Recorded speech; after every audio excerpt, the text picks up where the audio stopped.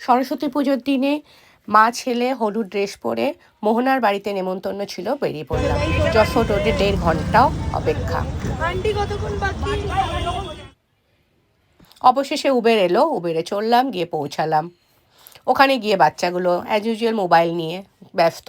আমরা একটু চড়তে বেরোলাম, পাশেই একটা ঠাকুর হয়েছিল, ঠাকুর দারুণ ছিল। তারপরে আমরা একটু শোভাবাজার রাজবাড়ি ঘুরলাম, বাট বন্ধ ছিল, লাক খারাপ। এসে এবারে খাওয়া দাওয়ার পালা। খাওয়া দাওয়া ভীষণ ভালো ছিল। আমাদের যশোর স্টাইল মারছে, আমাদের বাঙ্কা।